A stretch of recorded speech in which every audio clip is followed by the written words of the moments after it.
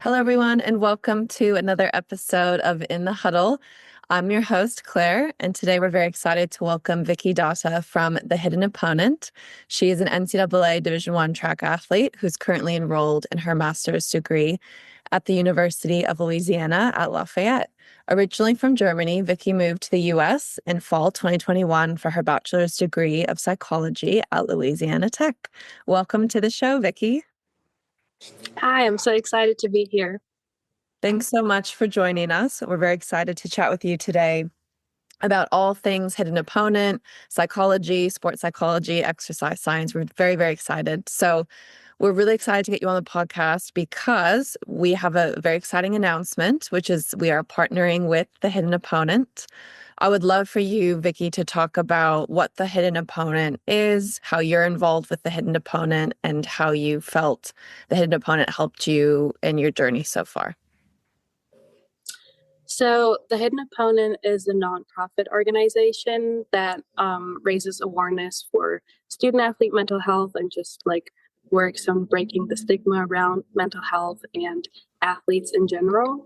And I got involved with The Hidden Opponent 3 years ago. So, after my freshman year in college, I applied to be a campus captain. I first heard of it on Victoria Garrick Brown's podcast. She talked about it a lot. She's the founder of The Hidden Opponent. And that's where I heard about it. And then I applied and I became a campus captain. And what campus captains do is they basically try to promote the same thing, but on their campus. So you can host mental health awareness events on campus, have little meetings. You can create your own chapter, just little things like that. And then when I transferred to do my master's, I actually became a head campus captain. So now I have my own group of campus captains that I mentor. And it's the international group, which I'm really excited about because I am international. And so it's really nice to have people that are not from the US work on mental health awareness. Awesome. And for those people listening who have never heard of The Hidden Opponent, why was it started? Can you talk a little bit about the founder and why The Hidden Opponent was started? Yes. So Victoria started it because she was a volleyball player in college at USC, and she was struggling with her mental health in college. And so she founded it basically to help other people who go through the same thing, because it's a very common thing, especially around athletes. We face so much pressure in college. There's so many different things that go into it. But somehow there's this big stigma around it and people don't really like to talk about it. So she founded the organization to help break that stigma and help people talk about it and create this community that is a safe space and supports each other. And within The Hidden Opponent, we get different workouts and resources so that we can be better peers to our teammates too, and be better in helping them with their own mental health. So yeah, I think that's kind of it. I watched her TED Talk and I saw a lot about what she was talking about that you've just talked about now, about how there's a kind of a consensus that athletes should be able to perform and they should be able to manage everything. And especially college athletes, the stigma of oh, it's such an honor to be there playing for your university, that everything should be fine because you should just be very appreciative that you're there and you're able to have the opportunity to represent your college. And in her TED Talk, I really liked the fact that she was saying, it's okay not to be okay. It's okay to have bad days, and it's okay to not know where to go for help. But that's why she started The Hidden Opponent. I think that's really, really great that you're able to be a campus captain and help lots of people on your team and other teams with their mental health awareness. So that's great. And one of the reasons that we wanted to partner with The Hidden Opponent is because we have a lot of international athletes who go over to the US college system, and they might be the only person out of their friends, out of their family, out of their extended larger circle of athlete friends that have ever gone to the US before for college. So can you talk a little bit about how you felt when you moved over to America? And can you talk a bit about how you've experienced dealing with different people on your team and also not on your team who are international, who didn't maybe know anyone that had ever gone to college, and what support was available for you and your teammates and other people and other teams when you arrived on campus?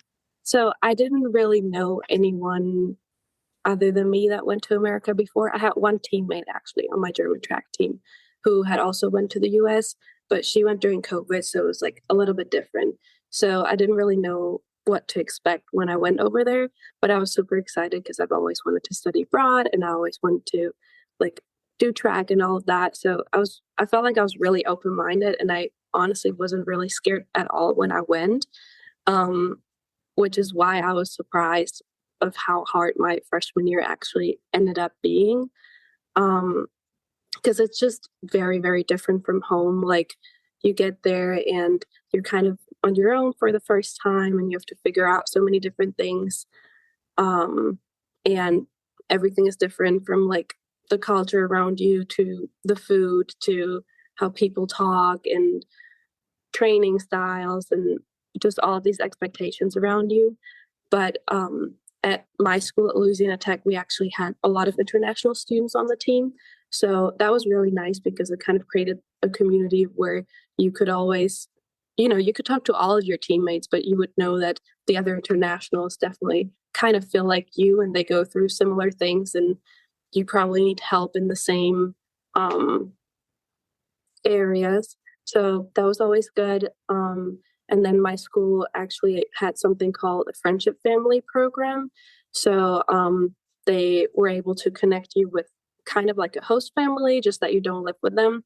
And it was to give you like the feeling that you had someone there, because obviously you can always call your family, like they're probably just a phone call away. But if you need an adult right there and you're so far away from home, that was nice for us to have these people to talk to that could help us out. Um, yeah, I don't know what else I wanted to say. That's great. That's great that you guys were paired with a family. Like, that's amazing Mhm. that you're able to do that. I didn't know that. That's really cool. I like that a lot. Yeah. And when you were on the track team with a lot of the other internationals, were there similar things that you guys were all going through that you could bond over about being in a different country for the first time? Yeah, definitely. I think there's just certain things. I mean, starting really small at things like we all don't have a car when we get there. And so it's always easier to ask others for help if you're together in the group, like, hey, can you give me and so a ride somewhere? Or, I mean, we got there and none of us had any furniture or bed sheets or stuff like that. Whereas everyone else from within America, they come and they have like move in day and they bring everything from home and they have their parents help them move in. And we didn't have that, but it was nice to have like our own group of internationals where we were like, okay, let's go shopping and let's go buy some decorations so we feel a little bit more at home. Yeah, that's awesome. We actually have partnered with a company called Storage Scholars who help kids with move-in day and storage. And the founder said that they started because they witnessed a lot of the international students having nowhere to store their stuff over the breaks. And then also freshmen arriving on campus, just having no idea what to do. And yeah, so we're really excited to partner with them as well. We're just trying to make every element of being an international student easier on a Mhm. college campus. And that's what we're really excited about, just in general, to be partnering with all these different organizations, including the Hidden Opponent. So very, very cool. I also wanted to talk to you about your experience with coming over from like a cultural standpoint. We have athletes that will say to us that in general, a lot of our athletes come from Australia. So a lot of our Australian athletes will say stuff like, oh, a lot of people want to help us because they hear our accent, and Australians are well received in America Mhm. normally. So people want to talk to them, they want to help. And then there's also people that we work with who say, I'm the only international on my team. So people actually don't always want to chat with me because I'm literally the only one. So if someone is listening to this podcast and they're an international who's just arrived on campus, maybe they're the only international on their team, what advice would you have for them to have the best possible move in or the best possible like experience in that first year? I think in general, you just have to be very, very open-minded and very extroverted, which can be hard at first. Like I'm usually more of a shy person at first, but you have to force yourself to be more extroverted because um, I would say most of my experience has been really good with other people wanting to help me, but sometimes you still have to make the first step because, especially if you're the only international person on the team, um, they don't know exactly what you need, what you might need help with, or what's new for you. But I've learned that it's most Americans really think it's so interesting to get to know you and get to know everything about your culture and where you're from and what's different for you here.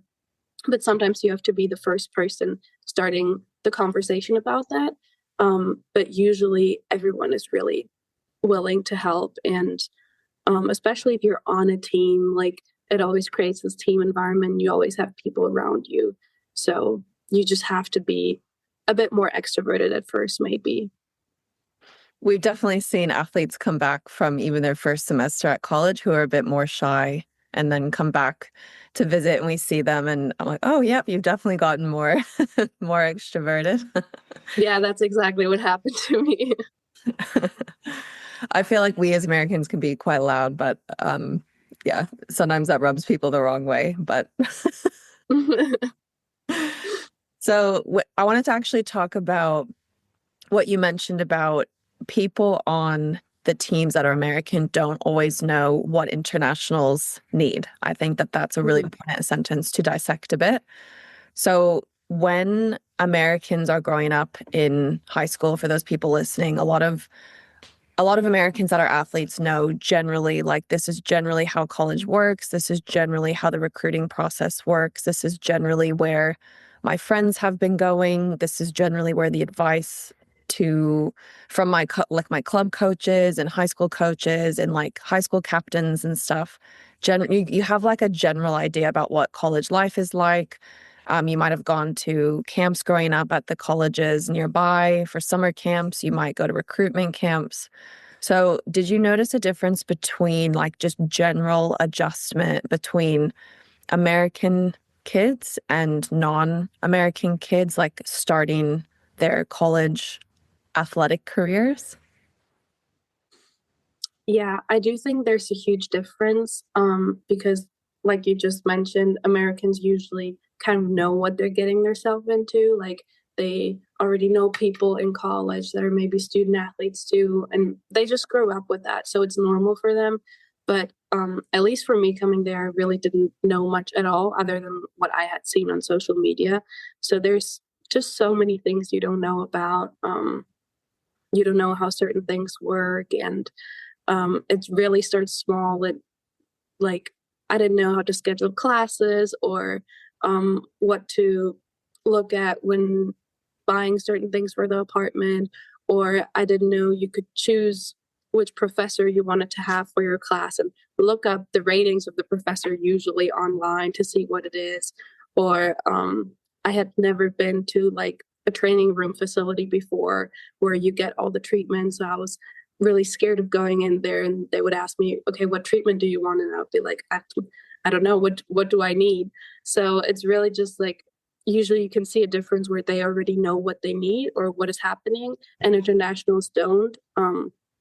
But then that just really comes back to the point again of like you have to be open. You have to be like, hey, so actually I don't really know how to schedule my classes. Can you help me with that? I mean, there are academic advisors for athletes anyways, but like sometimes they might think you know more than you do. Which is not something to be ashamed of. You just have to tell them, I don't know anything about this, or can you help me with this? But there's just like this big difference where Americans sometimes don't know that you don't know the same things, basically. Yeah, for sure, for sure.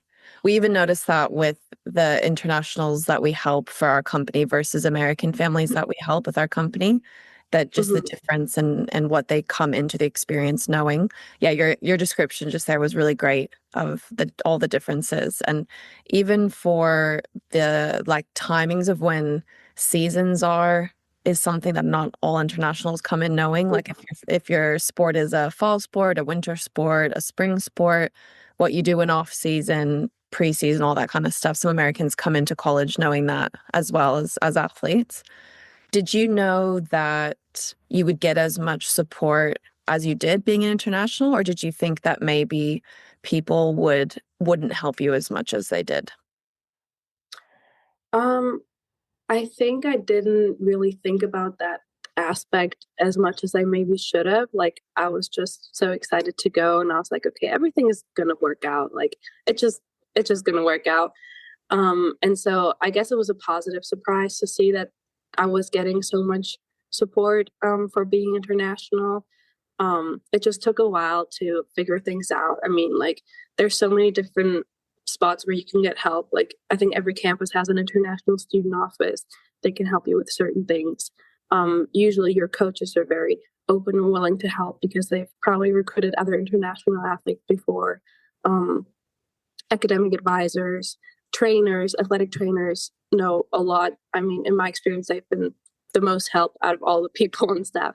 So it it was it was a very good experience to see that they're helping out this much. It just sometimes maybe gets a little bit confusing when you don't know exactly who to ask for help because you might ask one person for help and they don't know anything about that specific topic, so they send you to another person, and so you just have to figure it out a little bit. But there is help all around. And I definitely know that the people on campuses want to help more than a lot of even regular students realize. So all the academic advisors, international admissions people, yeah, career counselors at high schools that want to help the internationals as well, even get to that college level.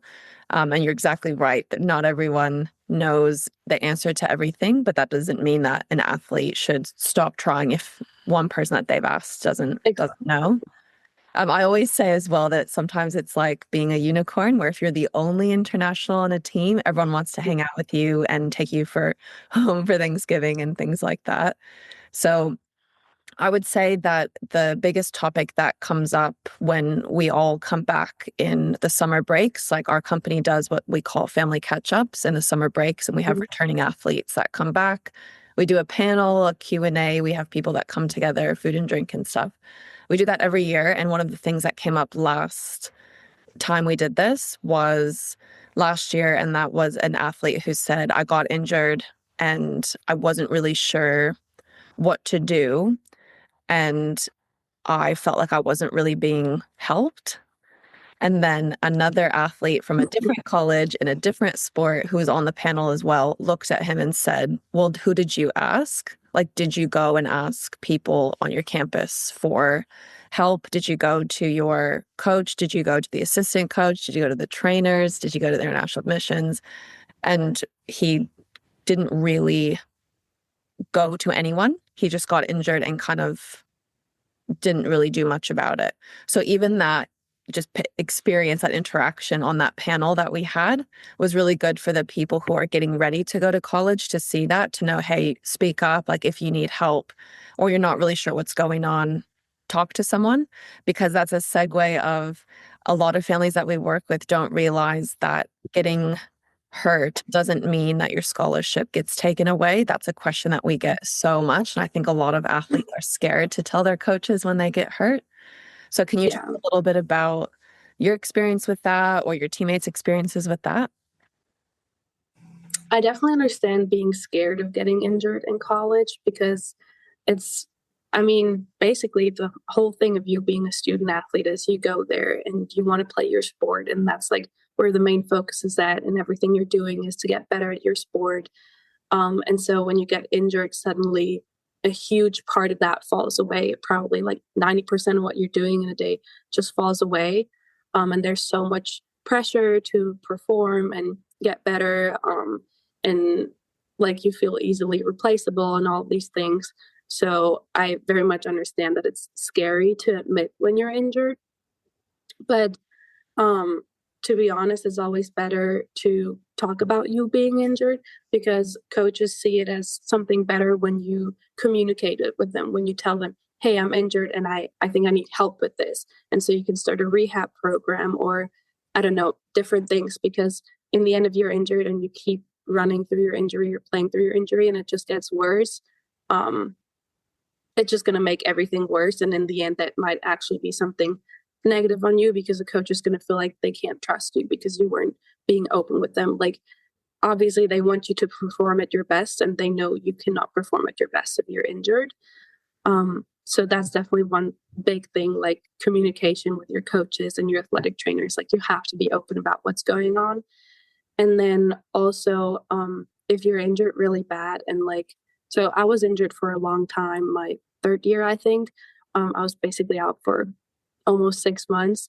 And it was a really, really hard time because like I said, 90% of your day just falls away. Like, usually we have practice in the morning and in the evening, and you go to the training room and this and that, and suddenly you don't do that anymore. You don't see your teammates unless you just go to practice to watch them do everything. And that can be a very scary time because you just suddenly feel so alone and like you lost your purpose of why you're even in America.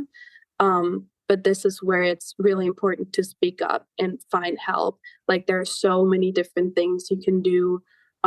Like, something for me was I would still go to every single practice and just watch them run or help out my coach, just so I could feel like I was still a part of the team and I wasn't just home alone. And then if you're like still really struggling with it, there's so much other help you can get. I think every campus has school counselors on campus where you can talk to them. Usually your athletic trainers are really willing to work with you through certain things. So an injury it's always a bad thing. I mean, no one likes to be injured. But it's definitely something that you can deal with because it happens so much in college. I mean, so many athletes get injured in college, and there are so many people here that are prepared for that, and they're prepared to help you through your injury so you can come back better.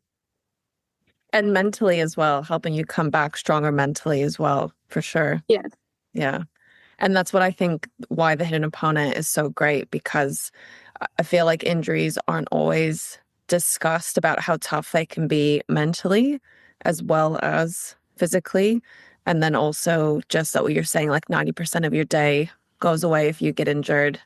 But it's really good that you were able to stay in contact with your team and your coach and be there and be present and be around to try and feel like you were still a part of the team. So that's really good. And that's a good piece of advice for anyone listening who is out college currently injured or is worried about getting injured and what that might look like at college. That's a really good tip for everyone listening.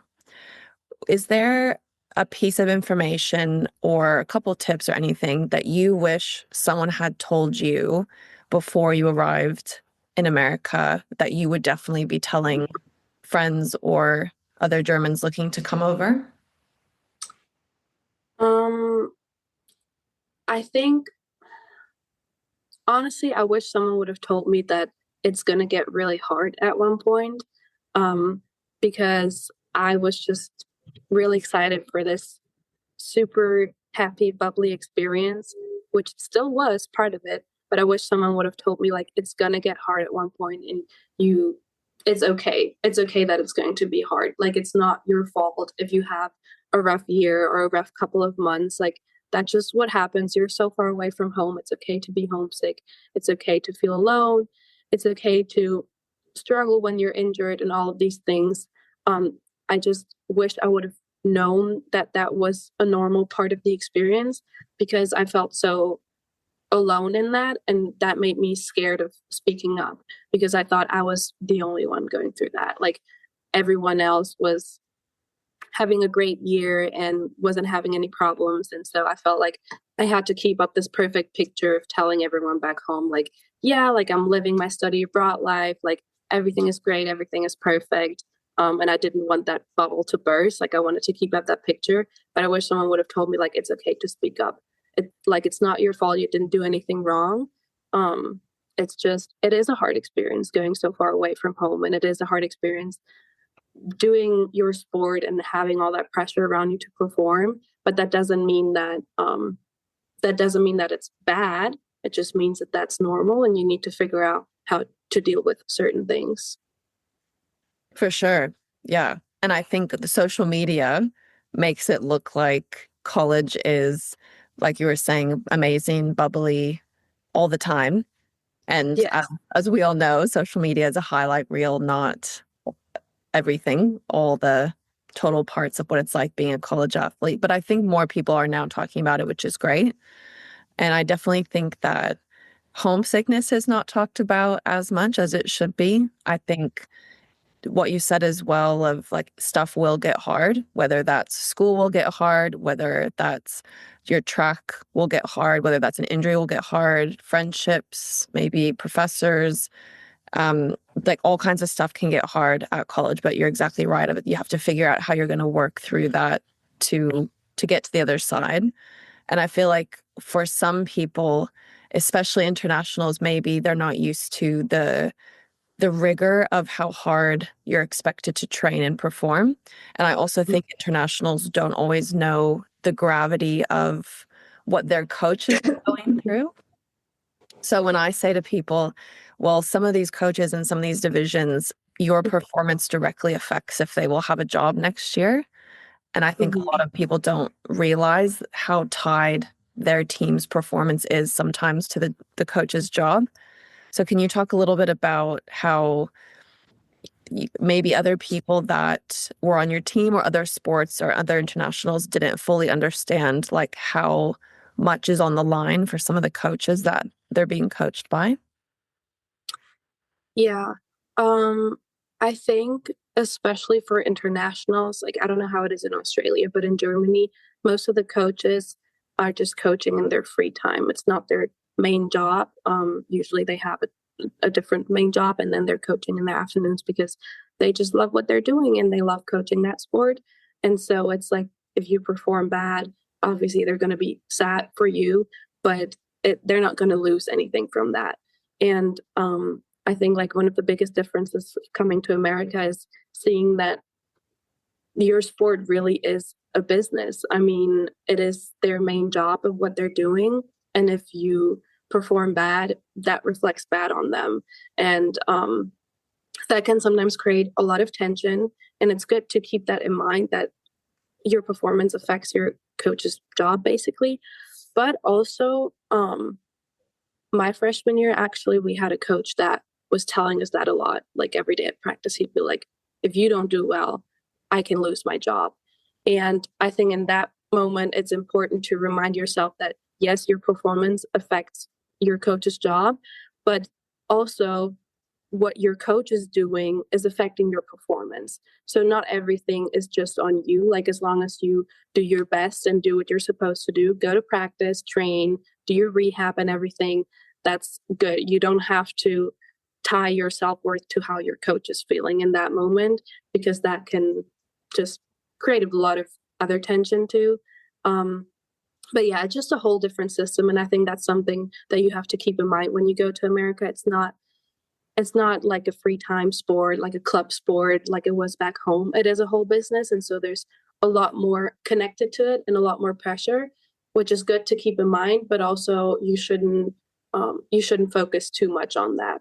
Like I still think people do better when they maybe even almost forget about the part where it's a business and just remind themselves of why they're doing their sport. I'm running because I love to run and not because I have to keep the scholarship, just like things like that.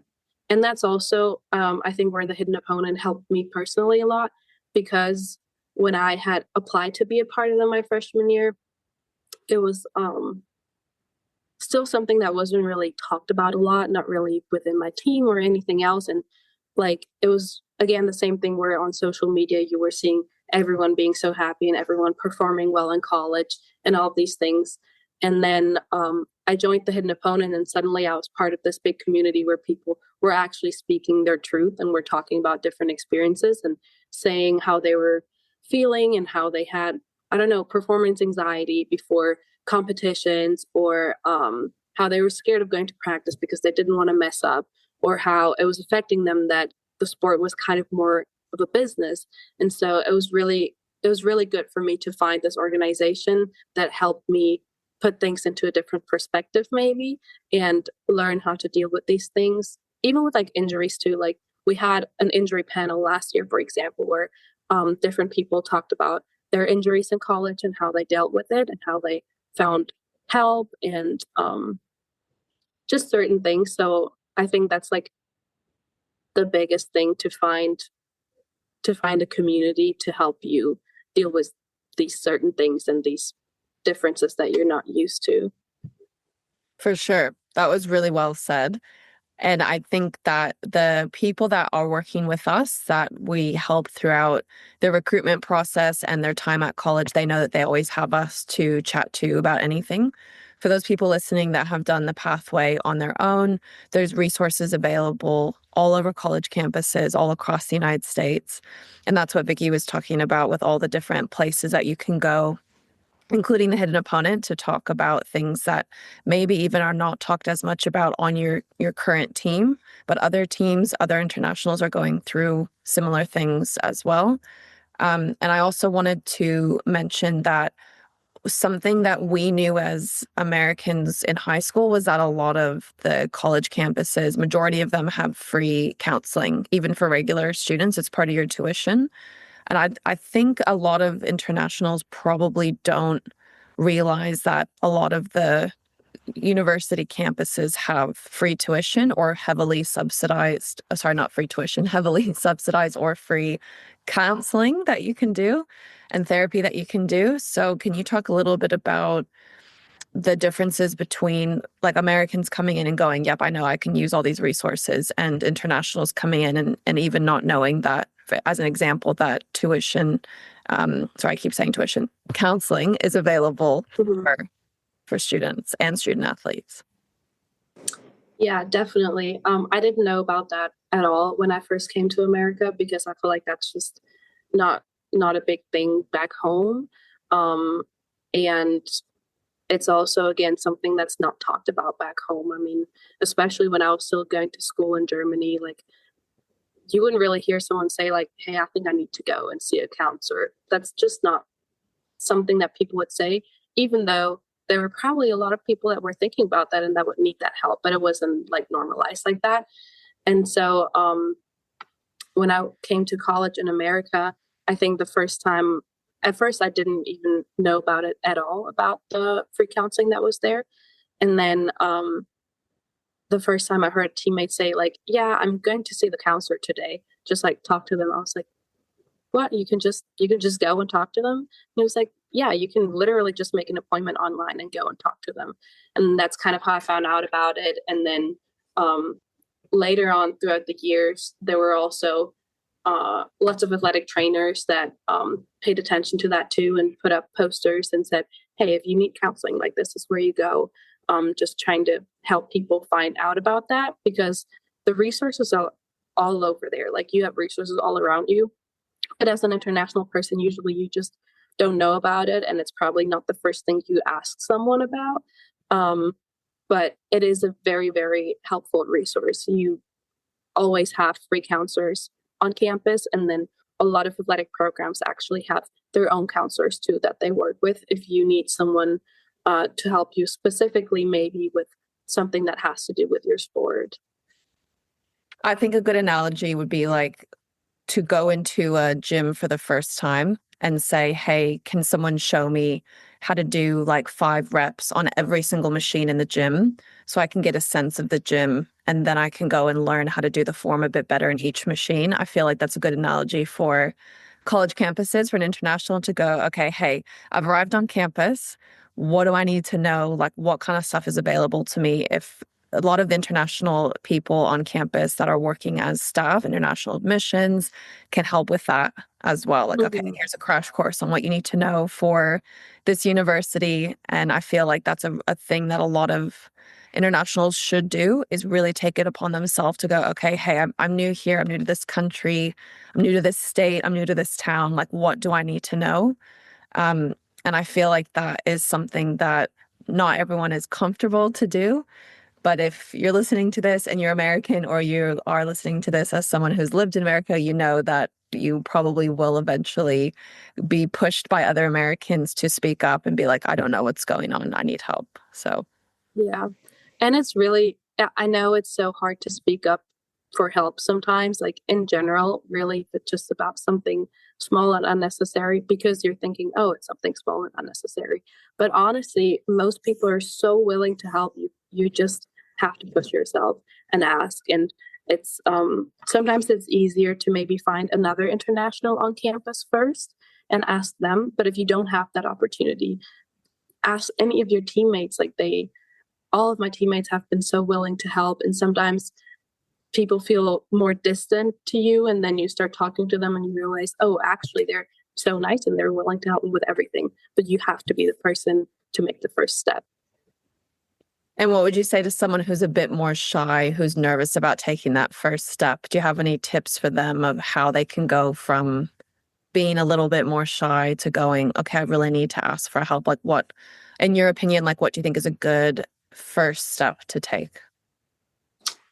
um Maybe try to find at least one person that you feel a little bit closer to on the team, like if that's a teammate, or if you feel like you can trust your coach a lot or your trainer. I'm guessing usually it's like a teammate because you spend most time with them, but just find one person. It's enough to find one person at first, and have like that one point of contact where you're like, hey, I think I need help with this. And then either they're going to help you or they're going to help you find someone else. But at that point, you're not alone anymore. So you have someone else helping you through that. And I think it's really good to remind yourself that it is worth it. Like it might feel uncomfortable, especially if you're very shy at first, but it's worth it to push yourself through that so you can have a better experience. And grow as a person as well. Like the growth happens when you're uncomfortable. And yeah, I'm a Yes. big believer in that. And I'd also like to talk about what you're saying about trusting your coach, because I think the coach stuff comes up a lot with athletes that we're helping as well as athletes that we're not helping. I feel like there's a comparison that I've noticed between especially like the high school or club level coaches are, like you said, sometimes volunteers, or it's like something they do on the side, or they have like a couple different things that they do, and coaching is just one of the things that they do. And so there's not as much pressure. But I've noticed that with the way that people will view coaches, whether these are parents that are viewing coaches this way or international students or athletes viewing coaches this way, that there seems to be a lot of pressure on the coach to be every single thing that an athlete needs them to be. And a comparison that I make is like almost like dating. If you expect your partner to be every single thing that you've ever wanted, like a best friend, an advisor, a confidant, someone to watch reality TV with, someone to watch horror movies with, someone to go on long walks with, do all kinds of things, to expect one person to be all of that in a partner, just like you would expect one person to be all of that in a coach, can be quite hard for that coach to live up to that in your mind. So, something that I think is really, really valuable for us to talk about today is like how to navigate different things with coaches, and maybe any tips you have for someone who's like, okay, I've never had a coach like this before or an assistant coach like this before for whatever reason. Like, how do I navigate working with them a bit better? Hmm. Um, I think, yeah, that's definitely a little bit hard because no one is perfect. You're never going to find your perfect person or your perfect coach or something like that.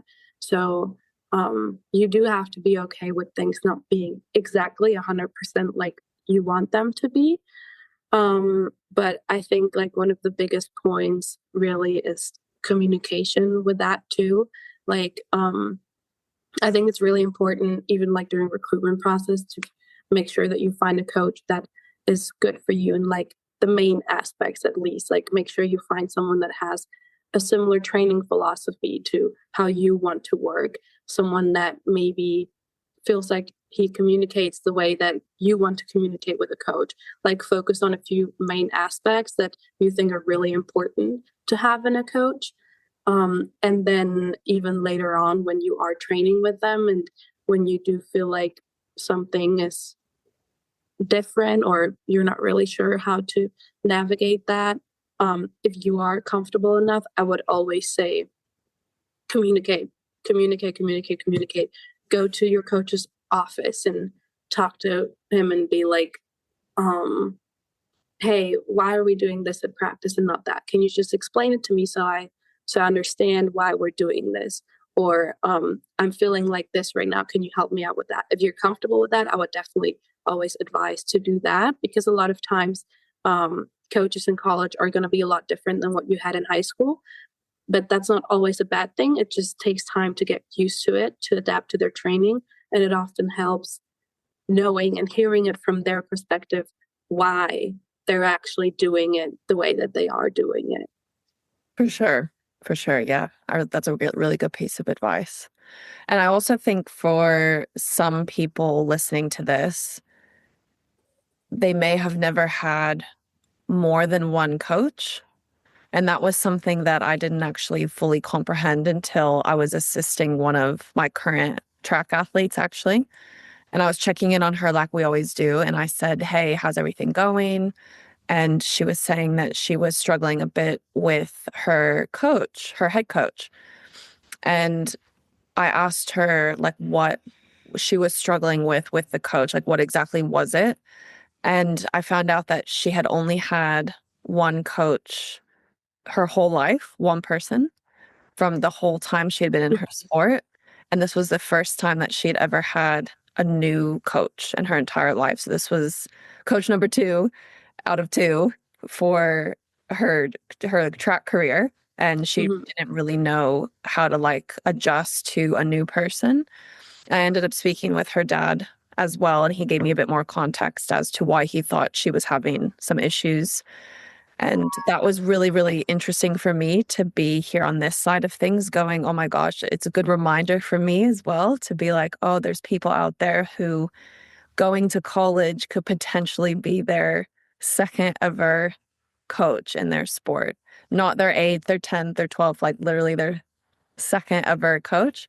So it's not just like adjusting to a new culture and a new way of speaking and state and town. It's also like, oh, I've just never had another coach before. So I feel like a lot of people listening, give yourself grace to adjust, give yourself grace, especially if you've never had a new coach before. That's even more of a reason to give yourself grace to be like, okay, this will take some getting used to. And yeah, I just felt like that was worth sharing on this podcast because I really like fully had forgotten that for some people, like everything is brand new about going to college, including having your second ever coach. I think I think what also probably goes hand in hand with that is that, or at least it was like that for me. Usually back home, you're probably part of a really small team. Like you have one coach and you have a few teammates. I don't know, 10 teammates maybe. And then you go to college and suddenly your team has like 100 people maybe, and you have 3, 4 coaches. And it is a huge difference because you suddenly feel so small and there's so many people around you and so many more coaches having expectations for you and maybe feeling like there's much more pressure on you. But it's basically what you said, like give yourself some grace. Like it's gonna take some time to get used to, but just remember that there's so many more athletes feeling exactly like you do in that moment. And it's it's okay. Like it's gonna work out. It's just gonna be uncomfortable in the beginning, maybe because you're not used to that. And it's okay to know that there's other people in the same boat as you. And it's also okay to feel maybe weird telling friends or family that you're not okay when you feel like you should be okay because maybe your family has sacrificed a lot for you to be there. And maybe you feel like as an athlete, you should be saying everything's great, everything's fine. And I think it's another reason we're doing this podcast is just to remind people that it's okay to not be okay. It's okay to struggle. It's okay to not know how to ask for help, but you have so many people around you that want you to win, want you to succeed, and just love what you're doing. And I think that's, yeah, the message that I want everyone to get from this podcast. And that's why I'm so pumped that the Hidden Opponent and Study and Play are partnering, because just the resources that you guys have available, everything that you do for every part of mental health and supporting athletes is just amazing. I wish we had more of a Hidden Opponent present in Australia as well, but hopefully one day that happens. I think, yeah, just the message is give yourself grace, give yourself time to adjust, know that you'll find your people wherever you go, and there'll be a friendship group for you. And to segue to that, a lot of advice that we have coaches and current athletes say to our athletes is try and find friends and connections outside of your sport. So could you talk a little bit about that as well?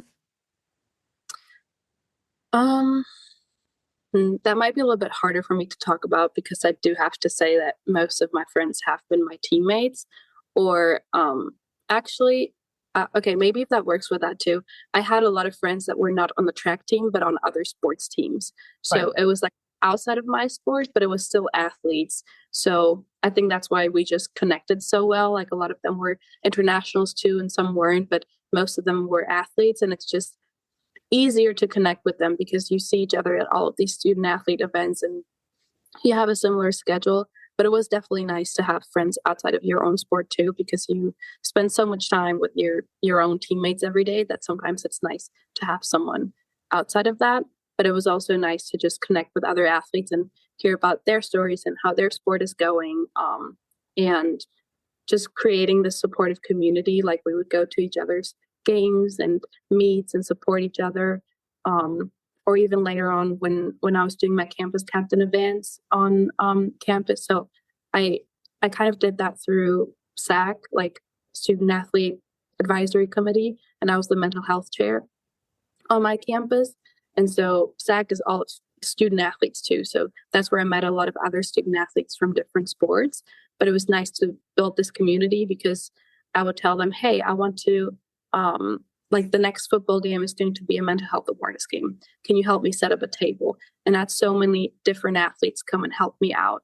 And we would set up this whole table and we would have a poster and we would have green cupcakes to give out because green is like the mental health color and just like small things like that. But it is nice to build a community outside of your own sport too. I love that. Yeah, I absolutely love that. Can you talk a little bit about what you're just saying about the games where you would set up a table? Like what kind of stuff would you guys do on your campus to promote mental health awareness? So we would organize a mental health awareness game for every sport. So I think the first sport in the year that we started with was soccer, and we would always set up a table and we would have a few posters. There was a poster about the hidden opponent, talking about what the hidden opponent is. We would have a poster with resources from our campus, like free counseling, and then resources all around the campus too. And then usually we had like a topic for each game. So it would be a question on the poster, something like, what's your why? Like, what keeps you going? Or what made you smile today? What are you proud of yourself for? Like we had different questions for each game, and we have people come and they would sign the poster and talk to us about like the other posters we had there, like they would ask us about the hidden opponent. And so we were able to, share that information with them and tell them about it, what the hidden opponent does. We always had like green wristbands that said the hidden opponent on them. And then we would have usually you can get everyone to come to your table if you have some type of food, like if you have some candy to give out or anything like that. So people would come and see the cupcakes first and take a cupcake, and then they would sign the poster and have a conversation with you about it. But yeah, we had a mental health awareness game for every single sport, like football, soccer, volleyball, basketball. Cross country and track are a little bit harder to do because you just work the game longer. I mean, a track meet is like all day, but still we did that for every single sport. And it was so nice to talk to people because you would have a lot of non-athletes come up to you too, because I mean, it's just people coming to watch the game. And there's so many people that actually start opening up to you when you're standing at the table and are telling you oh, I love what you're doing because I feel like I need some resources, or I would have needed those resources last year. And it's just so nice to suddenly have so many people talk to you about things that you thought you were the only person going through. And just building that big community around that. And the thing I keep hearing through all of the examples that you're giving is communication, people opening up, communicating with your coach, communicating about the hidden opponent, communicating about mental health, communicating that you need help when you're injured, communicating that you don't know how to register for classes. Just communication seems to be the big thread here. So I think that's, yeah, really good to highlight. And out of all of your mental health training, your psychology degree, what do you think, if someone was to say to you, what do you think is the most important tip or one of the most important tips that you could give a collegiate athlete in any sport, any division? What would you say is one of the most important things to Mm, piece of advice to give to a collegiate athlete? that's a good question. I think I would probably try to tell them really try to not lose yourself, to not tie your identity to the sport that you're doing. Um, it is a great thing that you're doing, and it's a really huge thing to be a student athlete in the US and to be doing all of these things. And it is really important, and your performance does matter, but do not tie all of your self-worth and identity to that. Um, because you can lose yourself throughout that process. And then if you lose yourself, you really lose everything. And that's not what you want. Like, remind yourself why you're doing the sport. You're doing it because you love it. You have fun doing it. Remind yourself of like your little you that used to do the sport and that didn't have all of the expectations around you and all the pressure around it. And just like really focus on not losing yourself. And if you do feel like you're losing yourself, I know everyone always says that, but just speak up. Like, communication is one of the hardest things to do. And I really understand that because it is really hard for me too. But it is the one thing that is going to save you, because there are so many resources around you and there's so much help that you can get, but you have to speak up. And it's okay to speak up, and it's okay that it's hard to speak up, but you have to push yourself to speak up if you are struggling with certain things. Like, it is a difficult experience, and it is a great experience too. It's really awesome, but um you don't have to fake anything. I always felt like if I would tell someone that I was struggling with something, then it would mean that all of my experience is bad. And so I would just tell everyone only the good things, and you post all of the good stuff on social media. And it's like, you're running a PR, you're winning this race, or you're having like all these cool trips with your teammates. And it's looking great.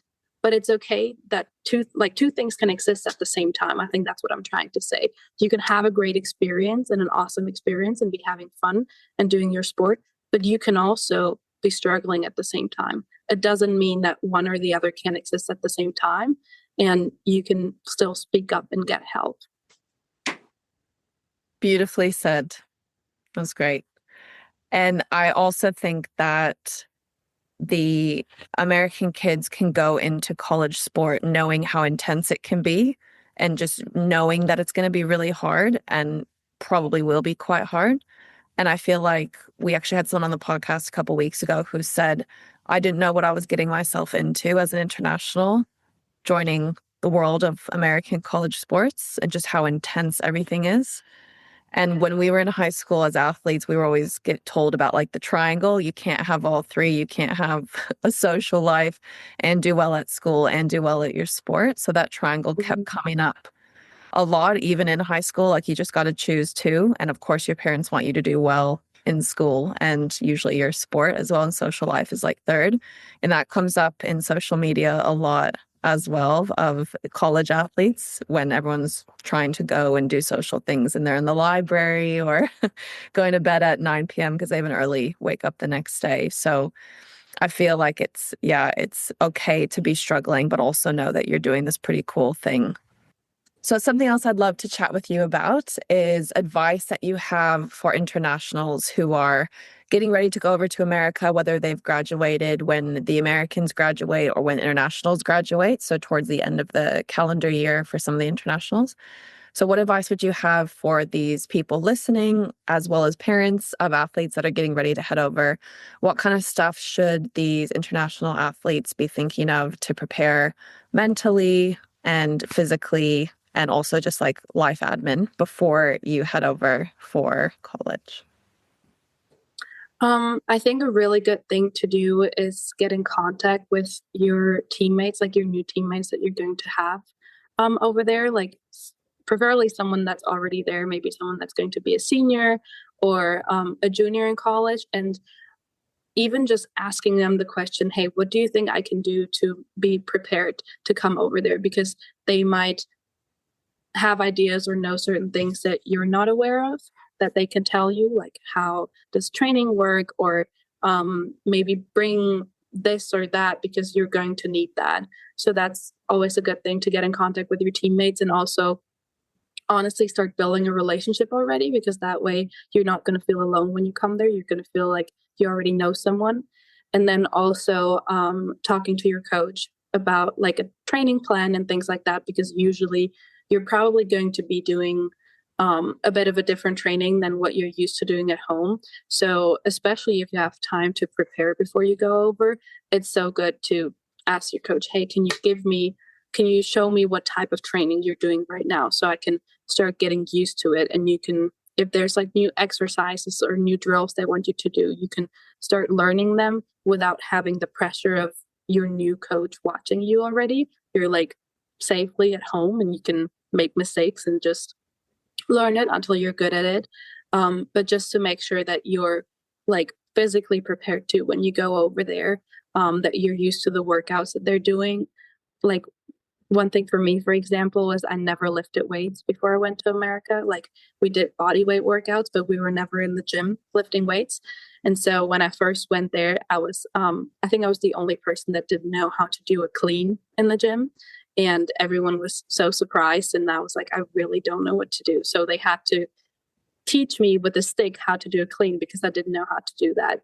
And while I had really nice people around me, like really nice teammates and coaches that were helping me to learn that drill, and you probably will have that too, it would have been easier or more comfortable learning it at home alone before, and just getting used to different weight exercises.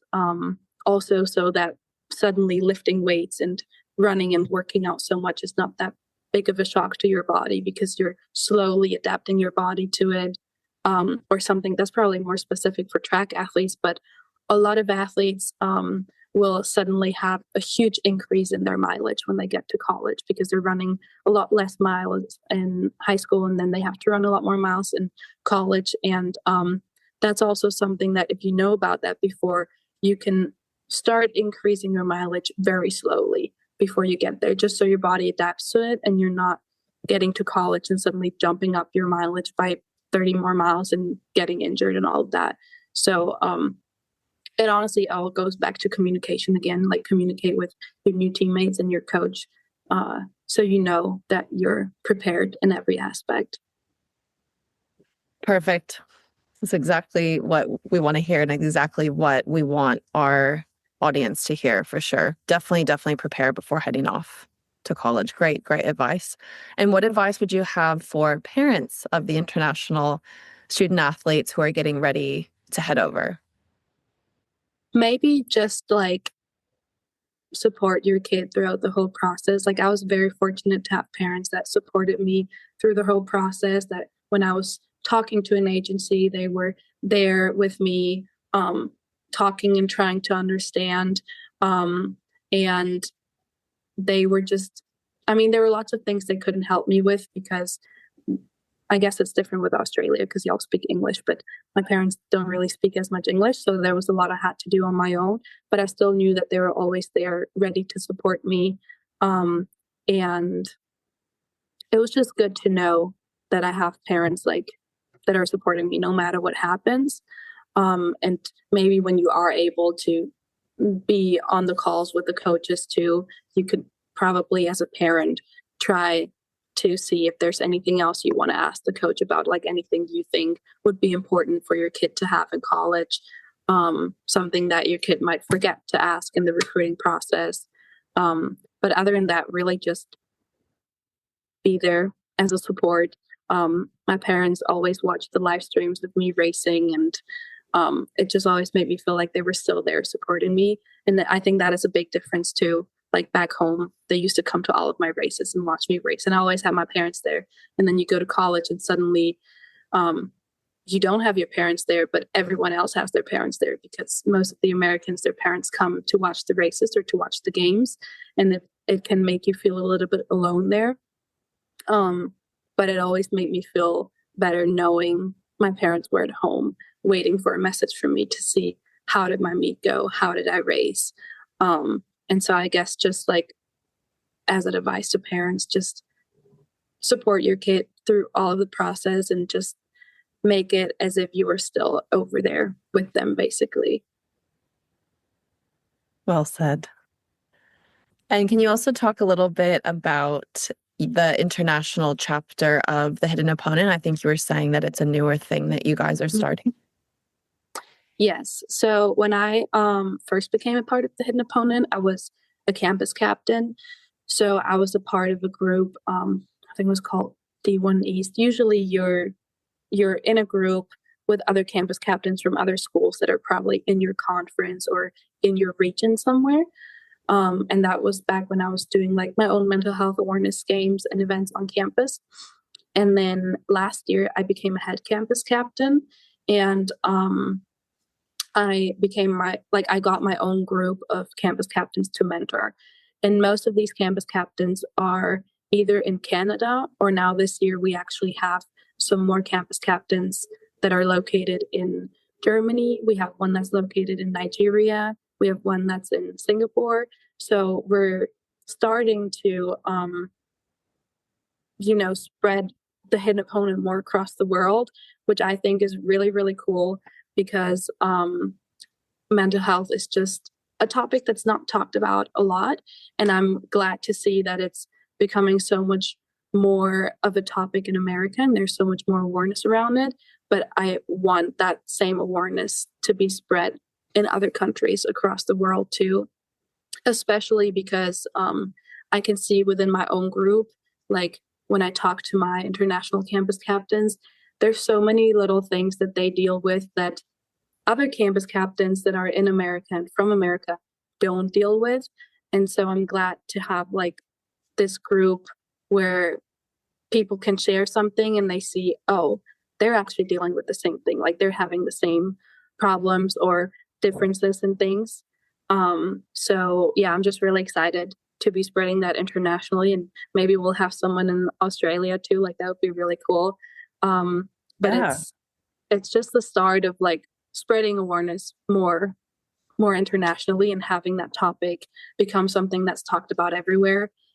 Because I mean, it's literally part of the name, the Hidden Opponent. Like Victoria, she named that because it is hidden. You cannot see someone's mental health, which is why it's so important to talk about it. And I'm glad that we're bringing that awareness to other places too now.